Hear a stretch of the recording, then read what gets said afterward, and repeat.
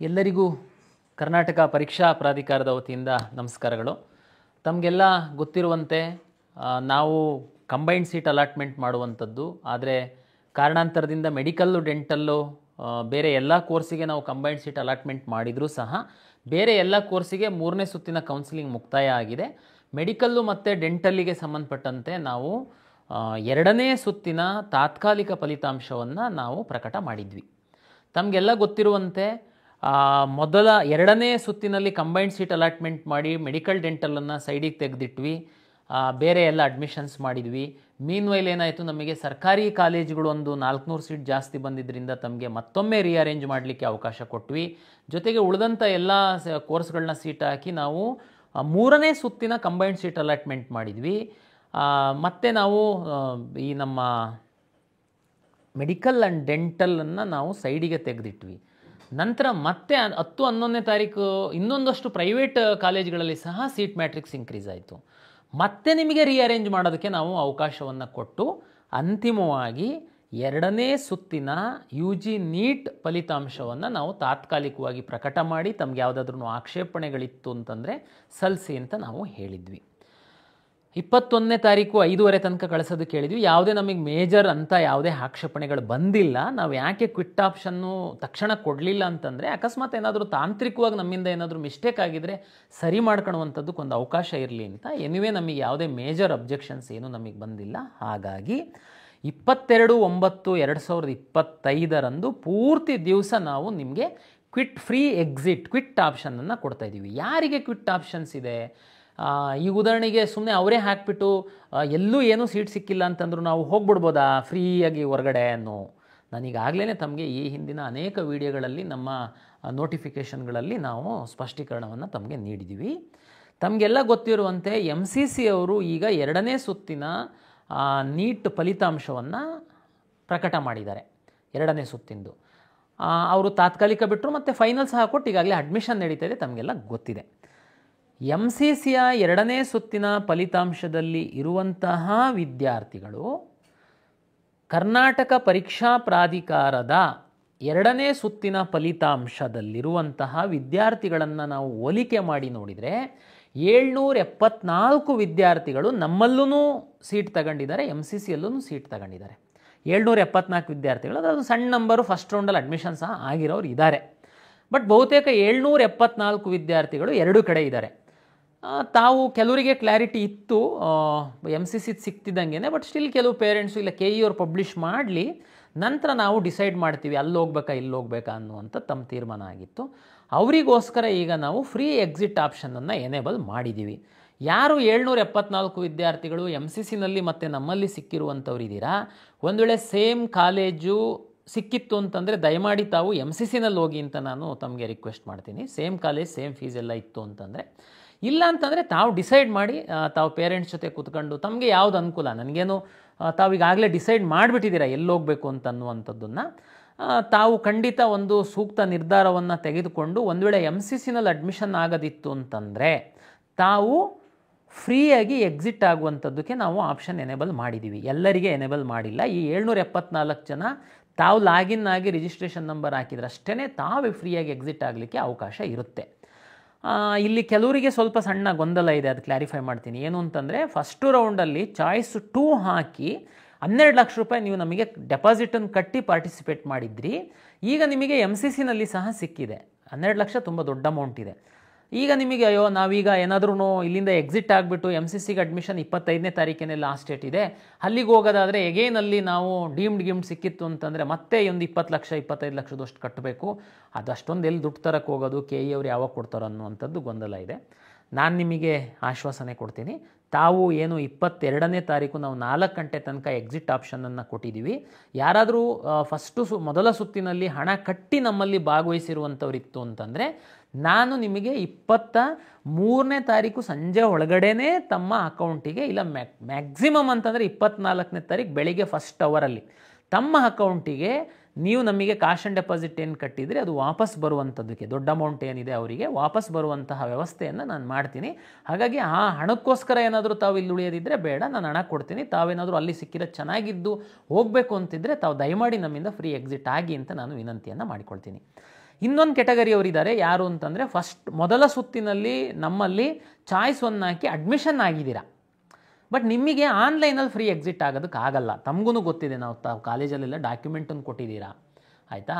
ನೀವು KEAಗೆ ಬರಬೇಕಾಗುತ್ತೆ. ಒಂದು ವೇಳೆ ನಿಮಗೂ MCCನಲ್ಲಿ ಸಿಕ್ಕಿದ್ದು ಅಲ್ಲಾದ್ರೂ ಎಕ್ಸಿಟ್ ಆಗ್ತೀರಾ ಅಂದರೆ ನಮಗೇನು ಸಂಬಂಧ ಇಲ್ಲ. ಒಂದು ವೇಳೆ ಇಲ್ಲ ನಮಗೆ ಅಲ್ಲಿ ಸಿಕ್ಕಿರೋ ಸೆಕೆಂಡ್ ರೌಂಡಲ್ಲಿ ಚೆನ್ನಾಗಿದೆ, KEAನಲ್ಲಿ ಫಸ್ಟ್ ರೌಂಡಲ್ಲಿ ಏನು ಸಿಕ್ಕಿದೆ ಅದನ್ನು ನಾವು ಸರೆಂಡ್ರ್ ಮಾಡಿ ತಾವು ಹೋಗ್ಬೋದು.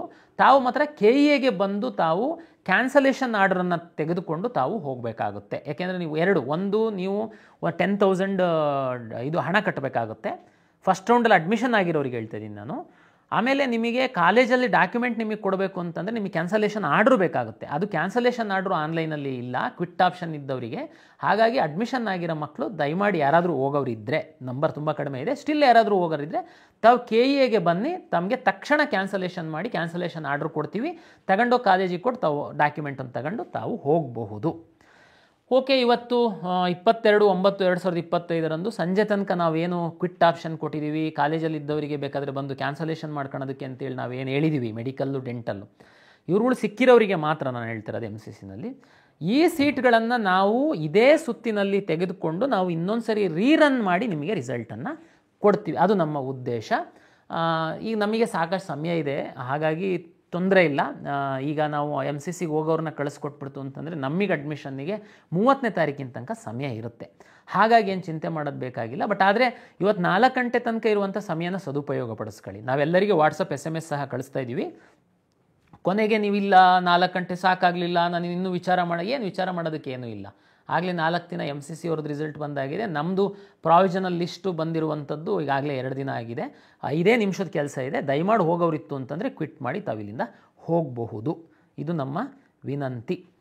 ಓಕೆ, ನಾಳೆ ನಾವು ಫೈನಲ್ ರಿಸಲ್ಟನ್ನು ಪಬ್ಲಿಷ್ ಮಾಡ್ತೀವಿ, ರೀರನ್ ಮಾಡಿ. ಆಮೇಲೆ ಏನು ಮಾಡಬೇಕಪ್ಪ ವಿದ್ಯಾರ್ಥಿಗಳು ಅನ್ನುವಂಥದ್ದು ತಮಗೆಲ್ಲ ಗೊತ್ತಿರುವಂಗೆ ಈಗಾಗಲೇ ಮೊದಲ ಸುತ್ತಿನಲ್ಲಿ ಅಡ್ಮಿಷನ್ ಆಗಿರೋರಿಗೆ ನಮಗೇನು ಸಂಬಂಧ ಇಲ್ಲ. ಯಾರು ಚಾಯ್ಸ್ 2 ಹಾಕಿ ಸಿಸ್ಟಮಲ್ಲಿದ್ರಿ ತಮಗೆಲ್ಲರಿಗೂ ಗೊತ್ತಿದೆ ಇದು ಕಂಪಲ್ಸರಿ ಇದೆ ಅಡ್ಮಿಷನ್ ಅಂತೇಳಿ. ತಾವೆಲ್ಲ ಕಾಲೇಜಿಗೆ ಹೋಗಲೇಬೇಕಾಗುತ್ತೆ. ಯಾವುದೇ ಚಾಯ್ಸು 1, 2, 3, 4 ಆ ಥರ ಯಾವುದೂ ಇರಲ್ಲ. ತಾವು ಲಾಗಿನ್ ಆಗಬೇಕಾಗುತ್ತೆ, ಚಲನ್ ಡೌನ್ಲೋಡ್ ಮಾಡ್ಕೊಳ್ಬೋದು. ಸ್ಮಾಲ್ ಅಮೌಂಟ್ ಏನಾದರೂ ಗೌರ್ಮೆಂಟ್ ಕಾಲೇಜಿಂದ ಇತ್ತು ಅಂತಂದರೆ ತಾವು ಆನ್ಲೈನಲ್ಲಿ ಸಹ ಪೇಮೆಂಟನ್ನು ಕಟ್ಟಬಹುದು. ಕಟ್ಟಿ ಸೀಟ್ ಕನ್ಫರ್ಮೇಷನ್ ಸ್ಲಿಪ್ ಅಂತೇಳಿ ನಾವು ಕೊಡ್ತೀವಿ, ಡೌನ್ಲೋಡ್ ಮಾಡ್ಕೊಳ್ಬೇಕಾಗತ್ತೆ. ತಾವು ಫೀಸ್ ಕಟ್ಟಿದ ನಂತರ ಸೀಟ್ ಕನ್ಫರ್ಮೇಷನ್ ಸ್ಲಿಪ್ಪನ್ನು ತೆಗೆದುಕೊಂಡು ತಾವು ಕಾಲೇಜಿಗೆ ಹೋಗಬೇಕಾಗತ್ತೆ. ಕಾಲೇಜಿಗೆ ಹೋಗುವಂಥ ತಮಗೆಲ್ಲ ಗೊತ್ತಿದೆ, ಈಗ ನಾವು ಫೇಸ್ ರೆಕಗ್ನೈಸ್ ಮಾಡಿ ಲಾಗಿನ್ ಓಪನ್ ಆಗುವಂಥದ್ದು ಮತ್ತು ಮೊಬೈಲ್ ನಂಬರಿಗೆ OTP ಬರುವಂಥದ್ದು ಹಿನ್ನೆಲೆಯಲ್ಲಿ ಕ್ಯಾಂಡಿಡೇಟೇ ಕಾಲೇಜಿಗೆ ಹೋಗಬೇಕಾಗುತ್ತೆ. ಕಾಲೇಜಿಗೆ ಹೋಗುವಂಥದ್ದಕ್ಕೆ ಈಗಾಗಲೇ ನಮ್ಮ ಬ್ರೋಷರಲ್ಲಿ ಎಲ್ಲ ನಾವು ಹೇಳಿದ್ದೀವಿ ಏನೇನು ದಾಖಲೆಗಳನ್ನು ತೆಗೆದುಕೊಂಡು ಹೋಗಬೇಕು ಅಂತ. ಅದರಲ್ಲಿ ನಾನೊಂದು ವಿಶೇಷವಾಗಿ ಹೇಳುವಂಥದ್ದು ಅಂತಂದರೆ, ತಾವು ಏನು ಅಪ್ಲಿಕೇಶನ್ನಲ್ಲಿ ಕ್ಲೈಮ್ ಮಾಡಿದ್ದೀರಾ ಆ ಎಲ್ಲ ದಾಖಲೆಗಳನ್ನ ತೆಗೆದುಕೊಂಡು ಹೋಗಬೇಕು.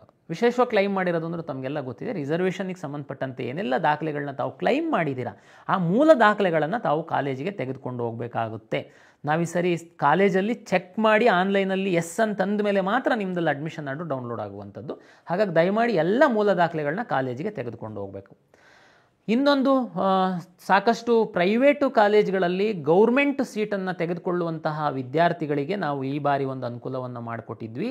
ಈಗಾಗಲೇ ನಾನು ಈ ಹಿಂದೆ ಹೇಳಿದ್ದೆ, ತಾವು ಈ ಹಿಂದಿನ ವರ್ಷಗಳಲ್ಲಿ ಹೇಗಿರುತ್ತಿತ್ತು ಅಂತಂದರೆ, ಖಾಸಗಿ ಕಾಲೇಜುಗಳಲ್ಲಿ ಸರ್ಕಾರಿ ಸೀಟುಗಳನ್ನು, ಸರ್ಕಾರಿ ಕೋಟದ ಏನು G ಮತ್ತು P ಸೀಟನ್ನು ಪಡೆಯುವಂತಹ ವಿದ್ಯಾರ್ಥಿಗಳು ನೀವು KEAಗೆ ಬಂದು ಎಲ್ಲ ಮೂಲ ದಾಖಲೆಗಳನ್ನು ಇಲ್ಲಿ ಸಬ್ಮಿಟ್ ಮಾಡಿ ನೀವು ಅಡ್ಮಿಷನ್ ಆರ್ಡರ್ ತೆಗೆದುಕೊಂಡು ಕಾಲೇಜಿಗೆ ಹೋಗಬೇಕಾಗಿತ್ತು.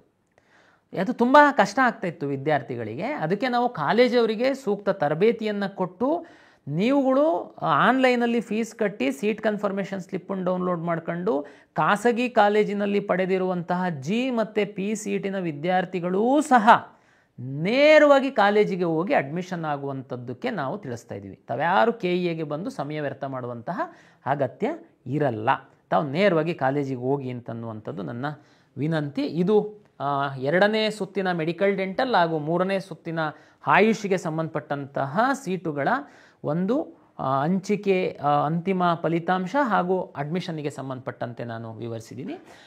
ಅಂತಿಮವಾಗಿ ತಮಗೆಲ್ಲ ಗೊತ್ತಿದೆ, ನೆಕ್ಸ್ಟ್ ನಾವು ಮಾಪಪ್ ಸುತ್ತು, 3ನೇ ಸುತ್ತು ಅಥವಾ ಮಾಪಪ್ ಸುತ್ತನ್ನು ನಡೆಸುವಂಥದ್ದು ತಮಗೆಲ್ಲರಿಗೂ ಗೊತ್ತಿದೆ. ಈಗಾಗಲೇ ನಾವು ಸಿದ್ಧತೆಯನ್ನು ಮಾಡಿಕೊಳ್ಬೇಕಾಗುತ್ತೆ. ತಮಗೆಲ್ಲ ಗೊತ್ತಿರುವಂತೆ ಮೆಡಿಕಲಲ್ಲಿ 138 ಮ್ಯಾನೇಜ್ಮೆಂಟ್ ಸೀಟ್ಗಳು ಉಳಿದಿದೆ. 138 ಮ್ಯಾನೇಜ್ಮೆಂಟ್ ಸೀಟ್ಗಳು ಉಳಿದಿದೆ, ಅಲಾಟೆ ಆಗಿಲ್ಲ ಅಂದರೆ ಯಾವ ಮಕ್ಕಳನ್ನು ಆಪ್ಟ್ ಮಾಡಿಲ್ಲ. ಹಾಗೂ 46 ಡೆಂಟಲ್ ಸೀಟ್ಗಳು ಉಳಿದಿದೆ. ಹಾಗಾಗಿ ಈ ಒಂದು ಸೀಟ್ಗಳಿಗೆ ಈಗ ಇರುವಂಥವರು ಯಾರು ನಮ್ಮ ಸಿಸ್ಟಮ್ ಒಳಗಡೆ ಇರುವಂಥವ್ರು ಯಾವುದೂ ಸೀಟ್ ಸಿಕ್ಕಿಲ್ದಿರುವಂಥವರು ಭಾಗವಹಿಸುವಂಥದ್ದಕ್ಕೆ ಅವಕಾಶ ಇದೆ. ಜೊತೆಗೆ ಸುಮಾರು ವಿದ್ಯಾರ್ಥಿಗಳು ಹೊಸದಾಗಿ ರಿಜಿಸ್ಟ್ರೇಷನಿಗೆ ಕೇಳ್ತಾ ಇದ್ದೀರಾ. ವಿಶೇಷವಾಗಿ ಆಯುಷಿಗೆ ಸಂಬಂಧಪಟ್ಟಂತೆ, ಮ್ಯಾನೇಜ್ಮೆಂಟ್ ಮತ್ತು NRIಗೆ ಸಂಬಂಧಪಟ್ಟಂತೆ ಬೇರೆ ಬೇರೆ ರಾಜ್ಯದ ವಿದ್ಯಾರ್ಥಿಗಳು ಬರೋದ್ರಿಂದ ಆವಾಗ ನಮಗೆ ಗೊತ್ತಿರಲಿಲ್ಲ ಫ್ರೆಶ್ ರಿಜಿಸ್ಟ್ರೇಷನಿಗೆ ಕೊಡಿ ಅಂತೇಳಿ. ನಾವು 25/9/2025 ಒಂದು ವಾರಗಳ ಕಾಲ ತಮಗೆ ಹೊಸ ರಿಜಿಸ್ಟ್ರೇಷನ್ನಿಗೆ ಅವಕಾಶವನ್ನು ಕೊಡ್ತಾ ಇದ್ದೀವಿ. ಆ ವಿದ್ಯಾರ್ಥಿಗಳಿಗೆ ಯಾರಾದ್ರೂ ಮಿಸ್ ಆಗಿತ್ತು ಅಂತಂದರೆ ತಾವು ರಿಜಿಸ್ಟ್ರೇಷನ್ ಮಾಡ್ಕೊಂಡು ನಮ್ಮ ಮಾಪಪ್ ಸುತ್ತಿನಲ್ಲಿ ಭಾಗವಹಿಸ್ಬೋದು. ತಮಗೆಲ್ಲ ಗೊತ್ತಿದೆ, ಮಾಪಪ್ ಸುತ್ತು ಫ್ರೆಶ್ ಇರುತ್ತೆ. ಈಗ ಯಾವುದು ಆಪ್ಷನ್ಗಳನ್ನ ಎಂಟ್ರಿ ಮಾಡಿದ್ದೀರಾ ಮತ್ತೊಂದು ಮಗದೊಂದು ಯಾವುದನ್ನು ಕನ್ಸಿಡರ್ ಮಾಡಲ್ಲ ನಾವು. ಫ್ರೆಶ್ ಆಗಿ ರಿಜಿಸ್ಟ್ರೇಷನ್ ಇರುತ್ತೆ. ಆಲ್ರೆಡಿ ರಿಜಿಸ್ಟ್ರೇಷನ್ ಮಾಡ್ಕೊಂಡಿದ್ದಂಥವ್ರು ಜಸ್ಟ್ ಲಾಗಿನ್ ಆಗಿ ಏನು ಅವೈಲಬಲ್ ಸೀಟ್ಸ್ ಇರುತ್ತೆ ಮಾಪಪ್ ರೌಂಡಲ್ಲಿ ಅದಕ್ಕೆ ನೀವು ಪಾರ್ಟಿಸಿಪೇಟ್ ಮಾಡುವಂಥದ್ದು, ಭಾಗವಹಿಸುವಂಥದ್ದು. ಇದು ವ್ಯವಸ್ಥೆ ತಮಗೆಲ್ಲ ಗೊತ್ತಿದೆ. ಎನಿವೆ ಮಾಪಪ್ ಸುತ್ತಿಗೆ ಸಂಬಂಧಪಟ್ಟಂತಹ ವಿವರವಾದಂತಹ ನೋಟಿಫಿಕೇಷನ್ ನಾವು ನಂತರದ ದಿನದಲ್ಲಿ ಕೊಡ್ತೀವಿ. ಬಟ್ ರಿಜಿಸ್ಟ್ರೇಷನ್ ಪೋರ್ಟಲ್ ಮಾತ್ರ 25/9/2025 ನಾವು ಓಪನ್ ಮಾಡ್ತಾ ಇದ್ದೀವಿ.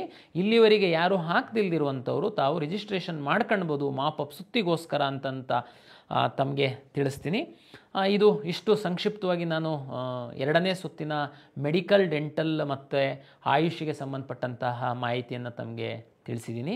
ತಾವು ದಯಮಾಡಿ ಒಂದು ನಿಗದಿಪಡಿಸಿರುವಂತಹ ಸಮಯದಲ್ಲಿ ಎಲ್ಲ ಕೆಲಸಗಳನ್ನು ಮಾಡಿಕೊಳ್ಳಿ ಅಂತೇಳಿ ನಾನು ವಿನಂತಿಯನ್ನು ಮಾಡಿಕೊಳ್ತಾ, ಇನ್ನೂ ಹೆಚ್ಚಿನ ಮಾಹಿತಿಗೆ ಕರ್ನಾಟಕ ಪರೀಕ್ಷಾ ಪ್ರಾಧಿಕಾರದ ವೆಬ್ಸೈಟಲ್ಲಿ ನಮ್ಮ ವಿವರವಾದಂತಹ ನೋಟಿಫಿಕೇಷನ್ಸ್ ಇರುತ್ತೆ, ತಾವು ಓದಬೇಕು ಅಂತೇಳಿ ತಿಳಿಸ್ತೀನಿ. ಎಲ್ಲರಿಗೂ ಪ್ರಾಧಿಕಾರದ ವತಿಯಿಂದ ನಮಸ್ಕಾರಗಳು.